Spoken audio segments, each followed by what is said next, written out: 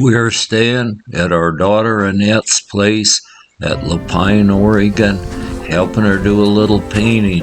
So we decided to take a day off and go to a few of the nearby sites. There's a lot of volcanic activity happened here, and so we're going to go for a hike and see some of these amazing sights that Mother Nature has provided for us. We'll sign in. Signing us in. I'm going to put our zip code, and this is, your group is 4.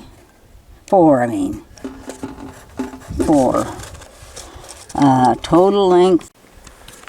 There's the sign in place. Now we should be getting ready to get in the crack in the ground. Well, there's even a picnic table here in the shade of a juniper tree. We enter the crack in the ground on a little trail. It's quite well worn and pretty good at first. There's a few rugged places in there that takes a little maneuvering to get over. According to the BLM on their sign, it says the hike is about 2 miles, and I'm guessing that's 2 miles from the parking lot. When you get in the little canyon that they call the crack in the ground, it's not so far. This amazing place will take your very breath away from you. It just a big crack in the ground right out in the middle of a flat desert, which was caused by volcanic activity. We're entering it now, and we look up 70 feet to the surface, and the temperature here is at least 15 degrees cooler in here than it is on the outside.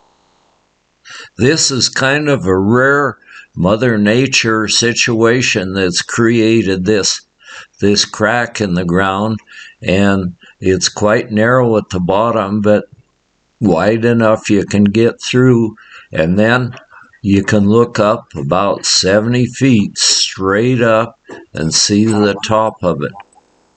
And there's all sorts of different rock formations here that'll amaze you.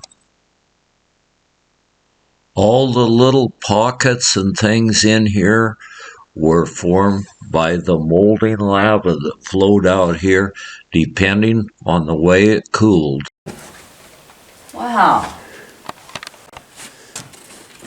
Look at that. Wow. How do you get down in there? Here's a step.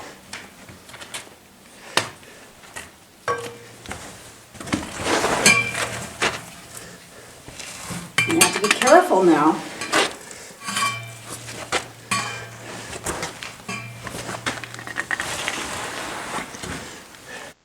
It takes some maneuvering for me to get my old 84-year-old body down over some of these rock falls and continue on, but I'm able to do it. As time passes, freezing and thawing and everything has caused a few of these big rocks to fall from the side, to come crashing down into this little valley below. After you get through these few rock falls that are down here with huge boulders, then the trail is pretty good. It's a pretty good trail if it wasn't for these rock falls. Numerous birds you can see the nests in protected areas straight above you as you walk through the canyon.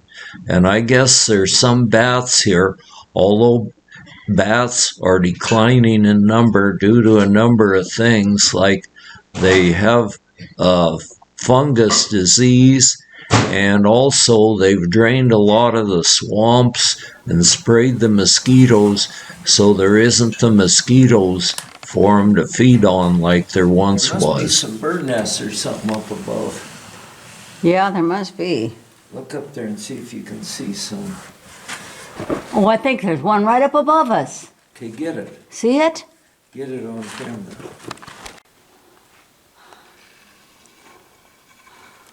Right there it is, a bird nest. I don't see anything in it. Well, they wouldn't be this time of year. No. It looks to be a raven's nest built of sticks, and it very well might be. We pick our way on through the large boulders. Look at all the big boulders. Some of these large boulders that have crashed to the bottom here weigh tons.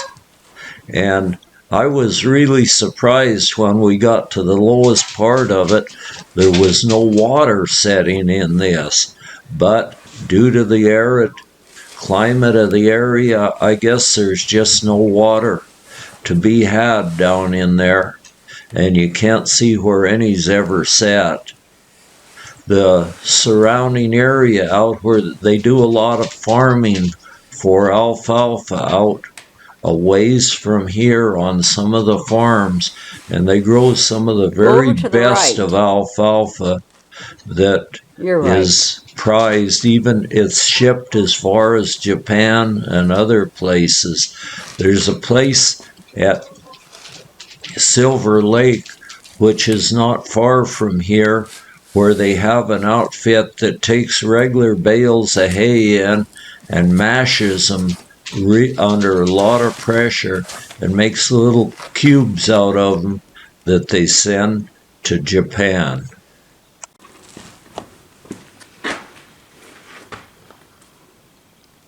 Where's Annette? She's probably way down the road. We can look straight up above us and see a little bit of sunshine and the blue sky above us. This is almost like being in a cave. There's a bush right up there. Without a roof on it. Yeah. Right here, there's a bush at the very top.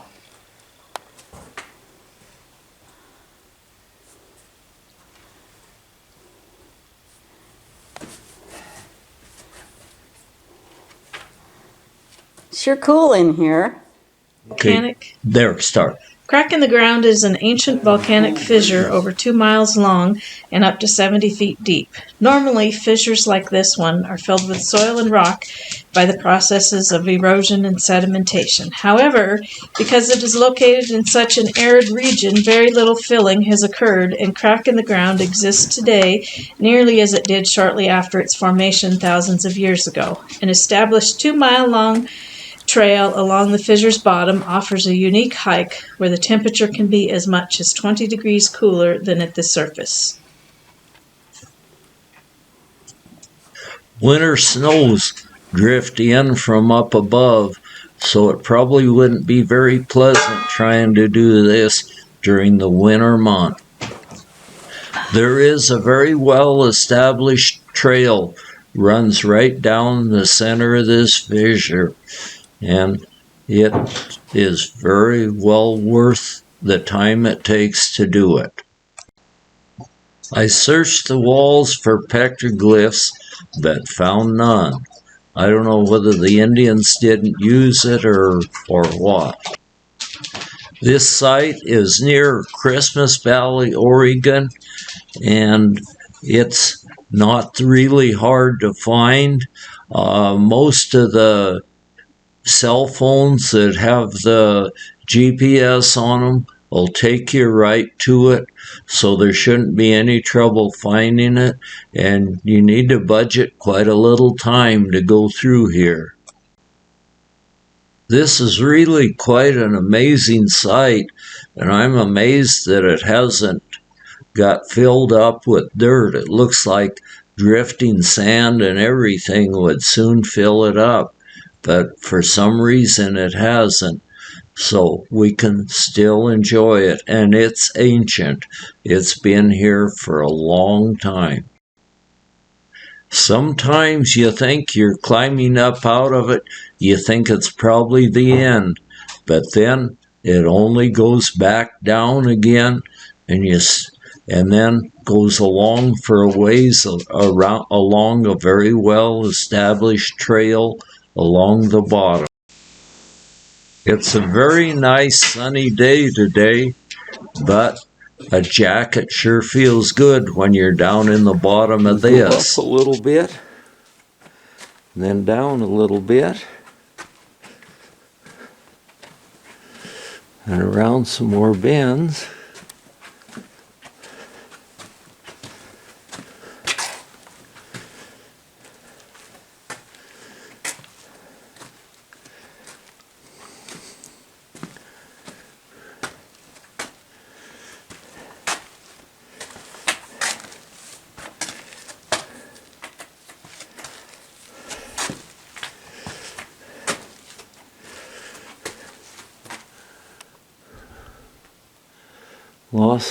Lots of lichens and mosses on the rocks through here. There's a little hole where you could go and hide from rattlesnakes. Now it looks as if we're just about out of it. Another little rock shelter. There are all sorts of little openings under the rocks, kind of like little caves. They don't seem to go in very far, but they're quite interesting. I'll bet some of the rodents and other things take advantage of them very well. And now, as we get farther and farther down the trail, we see grass and other vegetation growing in here, and always a lot of moss and lichens on the rocks. Does that go out, or does that come back in, or go out? These jagged rocks in here never get boring because each one is different. Different types of cooling made a different texture on the rocks.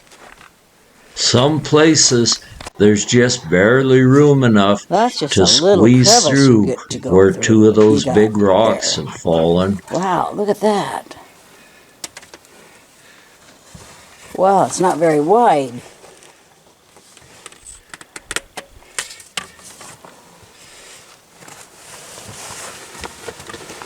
It's wide enough. You made it. The trail wanders on around some boulders and over some boulders, and up and down you go as you go on through this narrow little canyon. There is some grass down in here, and I don't know why any animals haven't eaten it. It's probably a little too rugged for cattle to be in here, but I think deer could survive coming in here, and rabbits. Boy, that is a big boulder right beside you. Marge and I use hiking poles just so we don't fall down. I don't think anyone would want to fall in here with all these jagged rocks. That might be kind of painful. The afternoon wears on as I pick my way, one boulder at a time, down through here. This place is taking longer than I thought it was going to, but it's still very nice. I have been through here before, but it's been about 30 years ago, and I had forgotten what it was all about. And in 30 years, it becomes a little tougher to maneuver these places. If you enjoy hikes in volcanic remains, Central Oregon is the place to go. It is very volcanic, and there's a lot of very unique features out in the deserts of Central Oregon.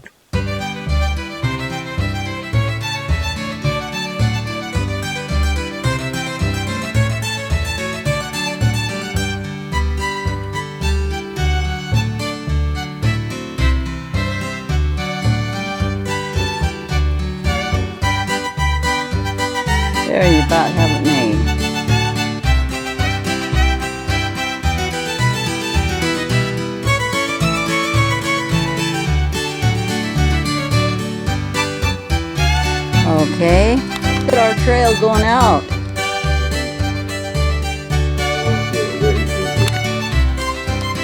This is pretty easy going, just a path.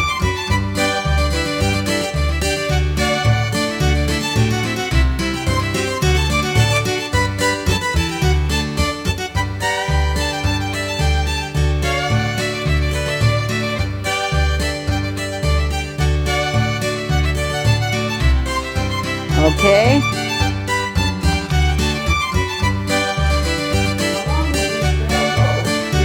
There's a bird nest up there someplace.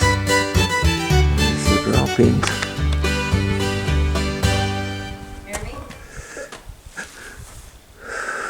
It's getting easier going now that we're getting about out.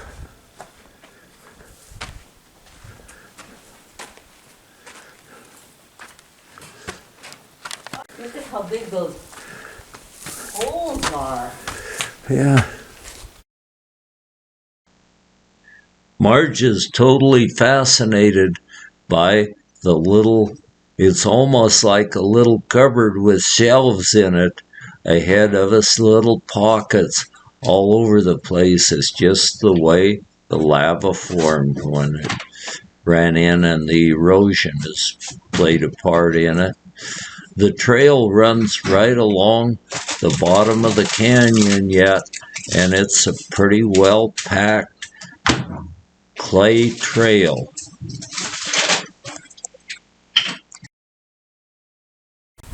Here we go.